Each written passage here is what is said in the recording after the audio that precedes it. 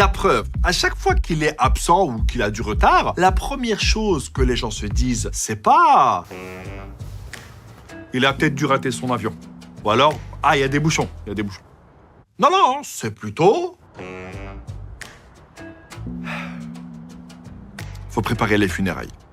Et puis, quel progrès significatif il va réaliser en 7 ans qu'il n'a pas pu réaliser en 4 décennies? Je veux dire, c'est le 2e président depuis l'indépendance. Et son bilan, c'est quoi? T'as environ 7 millions de Camerounais qui vivent avec 2 $ par jour. T'as un enfant sur 3 de moins de 5 ans qui souffre d'un retard de croissance à cause de la malnutrition. T'as des Camerounais qui se plaignent du coût de la vie, du manque d'eau potable, de soins de santé, d'éducation de qualité, etc. Logiquement, avec tout ça, le projet d'avenir que Biya devrait avoir, c'est de partir. Il faut partir, monsieur, s'il vous plaît.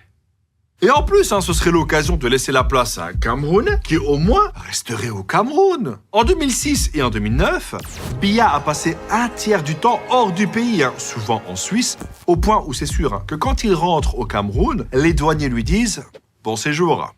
D'ailleurs, le mec est tellement en confiance qu'il était encore en Suisse avant l'élection. Finalement, il est revenu au pays et dis-toi qu'il a tenu son premier meeting de campagne seulement 5 jours avant le vote. Et face à Biya, il y avait 11 candidats et le plus prometteur, c'était son ancien ministre Issa Chiroma, qui a presque 80 piges et qui a passé 20 ans dans la majorité présidentielle. Et le mec, il a déjà revendiqué une victoire écrasante.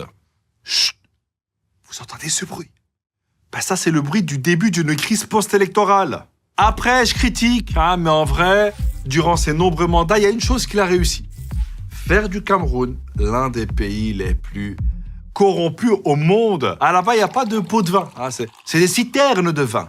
Et l'exemple le plus frappant, c'est l'autoroute Yaoundé-Douala. Depuis 2014, donc en une décennie, ils ont construit seulement 60 km. Je pense qu'à la main, tu vas plus vite. Et dis-toi que juste ça a déjà coûté 400 milliards de francs CFA, soit 600 millions d'euros.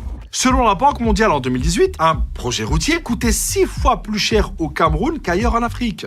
Ah ouais, là, la corruption au Cameroun, je crois qu'elle est fatiguée, elle a des cernes, elle est en train de faire un burn-out.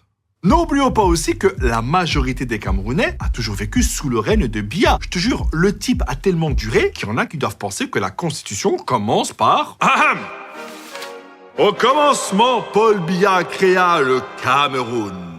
Et vu que ces 20 dernières années, il a gagné à chaque fois avec plus de 70% des voix, il y a des chances qu'il soit réélu. Et puis j'ai une question.